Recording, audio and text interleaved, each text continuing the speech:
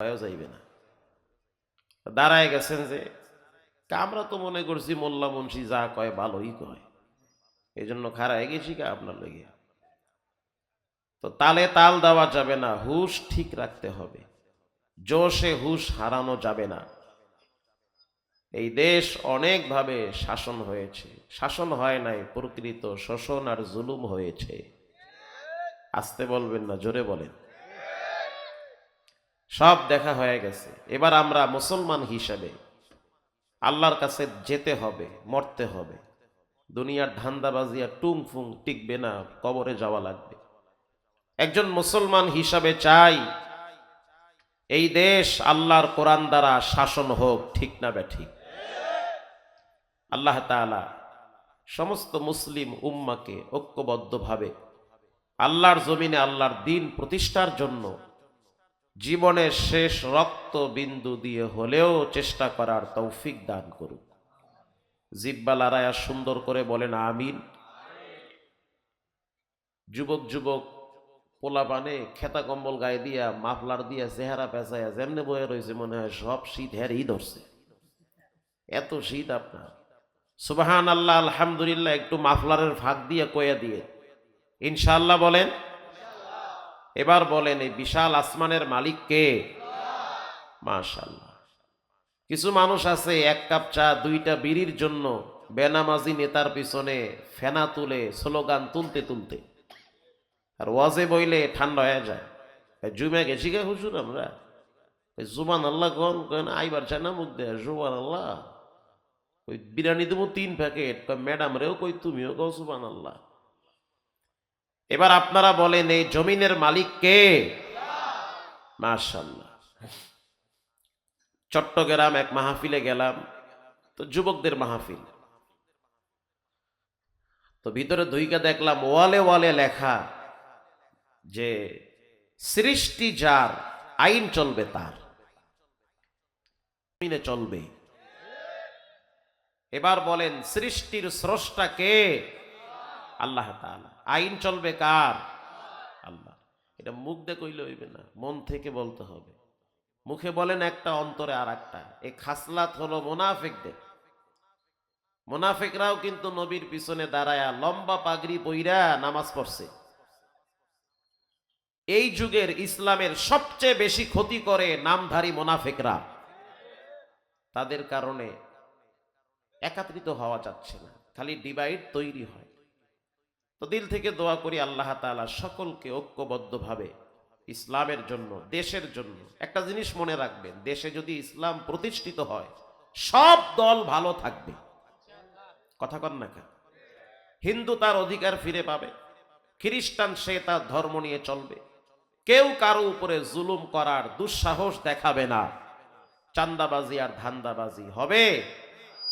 তাহলে এই জমিনে ইসলাম প্রতিষ্ঠিত হোক, এটা তো একজন মুসলমান হিসাবে সবাইরই দিল থেকে চাওয়া উচিত। আল্লাহ তাআলা এই জমিনে আল্লাহর দ্বীন পরিপূর্ণভাবে প্রতিষ্ঠিত করে দিক, বলেন আমিন। তাফসিরে রুহুল মাআনিতে আসছে, এটা মামু বাড়ির গাজের গীত না। ইব্রাহিম আলাইহিস সালাতু ওয়াস সালামের ঈমান কি নরমাল ছিল না অনেক বেশি ছিল? অনেক বেশি। মিল্লাত আবিকুম ইব্রাহিম হুয়া সাম্মাকুমুল মুসলিমিন। তিনি মুসলিম মিল্লাতের পিতা, জাতির পিতা। আমাদের জাতির পিতার নাম ইব্রাহিম। বলেন, আমাদের জাতির পিতার নাম কি? বাচ্চারাও বলবেন, ম্যাডামের কানে 100 বার কইবেন, বাচ্চার কানের ভিতরে ঢুকায় দিবেন। কারণ বাহিরের স্লোগান শুনতে শুনতে বাচ্চারাও দেখি ঘরে গিয়ে আর এক পিতা নিয়ে ফাল পারে। বাচ্চাও ভুলে গেছে যে আমি আমি আমি কি মুসলমান না অন্য কিছু। জাতির পিতা কেটা হেডেই তো ভুলে যায়। মুসলিম জাতির পিতা হলো ইব্রাহিম, এতে কোনো সন্দেহ আছে? যারা সন্দেহ পোষণ করবে তাদের কি ঈমান থাকবে? থাকবে না। এজন্য বাচ্চার কানের ভিতরে বলবেন যে তোমার জাতির পিতা, এই মুসলিম উম্মার পিতা, এই জাতির পিতা ইব্রাহিম। এটা বাচ্চার কানে ঢুকায়া দিবেন, কারণ বাহিরের আওয়াজ শুনতে শুনতে বাচ্চার কানের পর্দা উলে গেছে গা। প্রিয় ভাইরা আমার, তো ইব্রাহিম নবীকে যখন আগুনে ফেলানো হয়েছিল, জানেন সবচেয়ে বেশি সহযোগিতা কে করছে নমরুদের? তার আব্বা। ইব্রাহিম নবীর বাপ নমরুদের সবচেয়ে বেশি সহযোগী ছিল, একদম খুব কাছের লোক ছিল ইব্রাহিম নবীর বাবা। ওয়াইদ ক্বালা ইব্রাহিম আযারা আতাত্তাখিয আসনামান আলিহা। ইব্রাহিম আলাইহিস সালাতু ওয়াস সালাম তার বাবার সাথে অনেক কথা বলেছে ধর্মের ব্যাপারে, যে আব্বা লিমা তা'বুদু মা লা ইয়াসমা ওয়ালা ইউবসির ওয়ালা ইউগনি আনকা মিনাল্লাহি শাইআ। আব্বা অনুরোধ করে বলি, মূর্তির সামনে মাথা নত করে প্রণাম করতে পারেন না আপনি? আপনি যেটা বলেন ওটা মূর্তি শোনে না, আপনাকে মূর্তি দেখে না। আমি তো জানি খোদা তার বান্দারে বানায়, আর এখন তো দেখি বান্দায় তার খোদারে বানায়। এটা কোনো সঠিক ধর্ম হতে পারে না। কথা আসতে বলবেন না, জোরে বলেন, ঠিক না বেঠিক? ইব্রাহিম নবী তার বাবাকে এই বয়ান দিচ্ছে, কিন্তু বাবায় নমরুদের এমন চামচামি শুরু করছে, না নেতায় যা কইছে এইটাই ঠিক। এবার ইব্রাহিম নবী বলতেছে, আব্বা আমি ভয় পাইতেছি, না জানি রহমান আপনার উপরে রাগ করে, না জানি গজব দেয়। ইব্রাহিম নবীর বাবায় বলতে আছে, ক্বালা আরাগিবুন আনতা আন আলিহাতি ইয়া ইব্রাহিম, তুমি কি আমাদের দেবদেবীর উপরে কটূক্তিমূলক কথা বলো? আমাদের দেবদেবীকে মানতে চাও না? ইব্রাহিম নবীর বাবা বলতেছে, যদি না মানো ওয়াহজুরুনি মালিয়া, নমরুদের কথা সঠিক, দেবদেবী এরা আমাদের স্রষ্টা, যদি না মানো তাহলে আমি বাপ হিসাবে তোমাকে দেশান্তর করব, দেশ থেকে তাড়িয়ে দিব, তোমার মাথায় পাথর মেরে মাথার ঘিলু আউট করে দিব। বলেন নাউজুবিল্লাহ। বাপ তার ছেলেকে এই শক্ত ভাষা ব্যবহার করেছে নমরুদের জন্য। তো দলের গোলামি এটা মারাত্মক জিনিস। গোলামি করতে হবে একজনের, তিনি হলেন কে? আল্লাহর গোলামি করতে হবে। যারা বলবে আমরা আল্লাহর পক্ষে, কোরআনের পক্ষে, ইসলামের পক্ষে, আমরা তাদের পক্ষে আছি ইনশাআল্লাহ। বলেন। এবার ইব্রাহিম নবী বলতেছে, ক্বালা সালাম, আব্বা ঝগড়া চাই না, কারণ আপনি আমার আব্বা হন। সাআস্তাগফিরু লাকা রব্বি ইন্নাহু কানা বি হাফিয়্যা। যারা এখানে সন্তান আছেন, এখান থেকে একটা টিপস নিয়ে যাবেন। বাপ যদি চরিত্রহীন লম্পটও হয়, বাপ যদি ডাকাতও হয়, বাপ যদি সমাজের নিকৃষ্ট ব্যক্তিও হয়, তারপরও সে বাপ, তার সাথে খারাপ ব্যবহার করা যাবে না। কথা ঠিক না বেঠিক? ইব্রাহিম নবী এই শিক্ষা দিয়েছে যে সাআস্তাগফিরু লাকা রব্বি ইন্নাহু কানা বি হাফিয়্যা। আব্বা আমি আপনার সাথে ঝগড়া করব না, শান্তি চাই। আপনি যেহেতু নমরুদের গোলামি করেন, মূর্তির গোলামি করেন, আপনি আমার বাপ, আপনি ভ্রান্ত মতবাদ নিয়ে বেঁচে আছেন, আপনি গোমরাহি পথে আছেন, এটা আমি জানি। কিন্তু তারপরেও আপনি যেহেতু আমার পিতা হন, আপনার সাথে খারাপ ব্যবহার করা নিষেধ করেছেন কে? আল্লাহ বলছে, খবরদার শক্ত ভাষা ব্যবহার করা যাবে না। বাপ তো, বাপ যদি কাফেরও হয় তারপরও সে আপনার মাথার তাজ, তাকে সম্মান করা ওয়াজিব করতে হবে। বাপ যদি কাফেরও হয়, মা যদি পতিতালয়ের বেশ্যাও হয়, তারপরও সে মা, তার সাথে ভালো ব্যবহার করার কথা বলেছেন কে? আপনার মায়ের ব্যবহার খারাপ, এটা সত্য। আপনার মায়ের ভাষা খারাপ, এটাও সত্য। আপনার মায়ের মেজাজ খুব গরম, এটাও সত্য। আপনার মা কথায় কথায় মিথ্যা বলে, এটাও সত্য। আপনার মা অসংলগ্নমূলক আচরণ করে, এটাও সত্য। আপনার মায়ের ভিতরে 100 দোষ আছে, আরো বেশি আছে, তার চেয়েও বেশি আছে। তারপরেও সাবধান, আল্লাহর অর্ডার, উফিউ ওয়ালা তানহারুহুমা, মায়ের সামনে এমন ব্যবহার করবা না মা শব্দ আচরণ করে ব্যথায় ব্যথিত হয়ে কষ্টে বুকটা ফেটে মুখ থেকে বের করে, আমার সন্তান কি আচরণ করলো। ওয়ালা তানহারুহুমা, মাথায় ঝাঁকি দিয়া, না শুনবো না, তোমার কথা ঠিক নাই, আমার বউ যা কইছে হেইটাই ঠিক, ডাইনে বামে যারা কইছে এটাই ঠিক, এরকম মাথায় ঝাঁকি দিয়া কথা বলতে তোমার রব নিষেধ করেছে। যদি মায়ের সাথে খারাপ ব্যবহার করো, লিখে রাখো তোমার বিচার মরার আগেই দুনিয়াতে আল্লাহ করে তারপরে কবরে নিবে। আসতে বলবেন না, জোরে বলেন ঠিক না ব্যাঠিক। আমি তো আল্লাহর কাছে প্রায় বলি, আল্লাহ আমার আব্বা আম্মা দুইজন বেঁচে আছে, আমার কথা যেন এমন না হয় যে আব্বা আম্মা কষ্ট পাবে, কারণ আমি তাদের দোয়ার বরকতেই বেঁচে আছি, আমি তাদের দোয়ার বরকতেই সম্মানের সহিত আল্লাহ চালাচ্ছে। একজন পুরুষের জীবনের সবচেয়ে বড় সফলতা হলো তার মায়ের সাথে ভালো সম্পর্ক রাখা। আমি মনে করি এর চেয়ে বড় সফলতা আর পৃথিবীতে কিছুই হতে পারে না। তো ইব্রাহিম নবী তার বাবাকে নম্র ভাষায়, মিষ্টি ভাষায় বুঝাইয়া দিল। আরো কি বুঝাইল? সাস্তাগফিরু লাকা রব্বি ইন্নাহু কানা বি হাফিয়া। আব্বা, আমি আপনার জন্য আল্লাহর কাছে ইস্তেগফার করব, তওবা করব, আল্লাহ যেন আপনাকে মাফ করে দেয়। বলেন সুবহানাল্লাহ।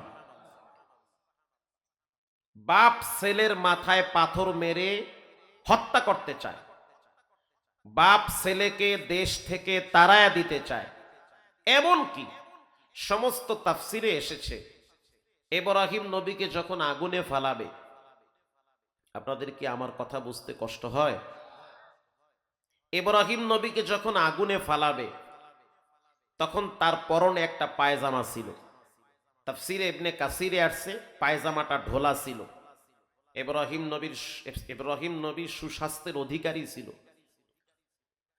তো নমরুদ বলতেছে, এই আজর, তুমি তোমার সন্তানকে উলঙ্গ করো। বলেন নাউজুবিল্লাহ। তুমি যাও, তোমার বেটা না, তুমি গিয়া উলঙ্গ করো। তো বলেন একজন ছেলের পক্ষে এটা কি নরমাল বিষয় না কষ্টের বিষয় যে বাপ তার ছেলের পায়জামার ফিতা ধরে টান দিবে, তাকে উলঙ্গ করবে, আপন পিতা।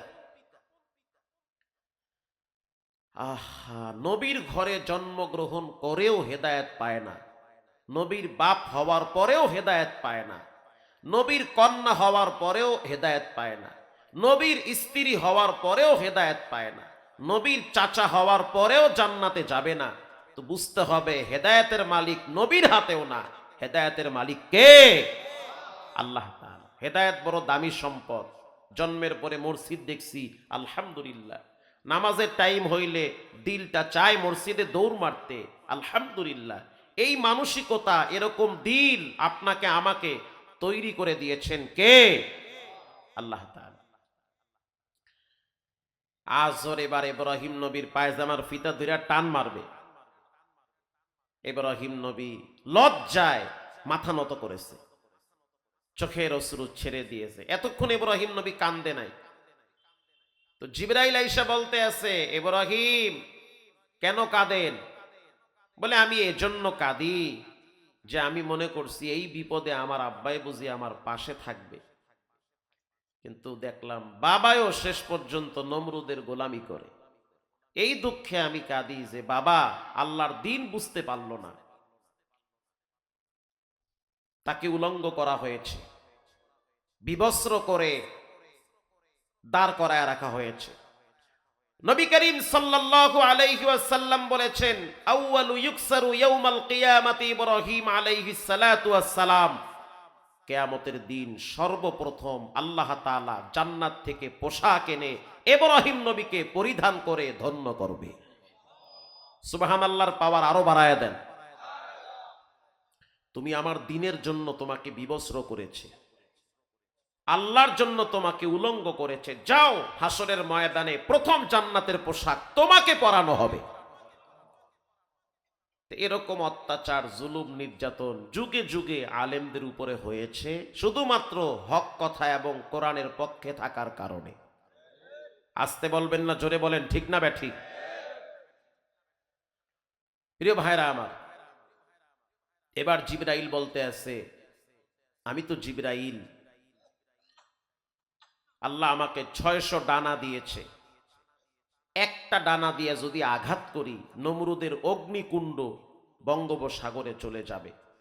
আমি তোমার সহযোগিতায় আসতে চাই, বলো তোমার সহযোগিতা কি করতে পারি। ইব্রাহিম নবী বলল, তোমার কোনো সহযোগিতা লাগবে না, যাও চলে যাও। কি চমৎকার জবাব দিল, চলে যাও। কেন লাগবে না? যার কাছে লাগবে তুমি চাও। জিবরাইল বলতে আছে, ইব্রাহিম যার কাছে সহযোগিতা লাগবে তুমি চাও। ইব্রাহিম নবী যেই জবাবটা দিছে শোনার পরে আপনারা চিৎকার মেরে আল্লাহু আকবার পড়বেন, পারবেন তো ইনশাআল্লাহ? গলা ফাটায়া পড়বেন, আওয়াজ দিয়ে পড়বেন। ইব্রাহিম নবীকে যখন বলা হইল যে আমি জিবরাইলের কাছ থেকে সহযোগিতা নিবা না, ঠিক আছে বুঝলাম, যার কাছে সহযোগিতা লাগবে তার কাছে চাও। ইব্রাহিম নবী স্পষ্ট দ্ব্যর্থহীন ভাষায় বলল, আমি কেন রবের কাছে সহযোগিতা চাবো? আমার রব কি আমারে দেখে না? আল্লাহু আকবার। আপনি আমি এখানে বসা আছি, আল্লাহ দেখে কি দেখে না? দেখতেছি। আলাম ইয়ালাম বিআন্নাল্লাহা ইয়ারা। রাতের আধারে দরজা লাগায়া, জানলা লাগায়া, নামাজ বাদ দিয়া মোবাইলের দিকে তাকায়া কি দেখেন? আপনার রব বলে, আমি তোমার দিকে তাকায়া দেখি, তুমি কি দেখো? আল্লাহু আকবার বলেন। তুমি তো ল্যাংটা নাচ গান নিয়ে পড়ে আছো, অথচ আমি রব তোমাকে বাঁচায় রাখছি।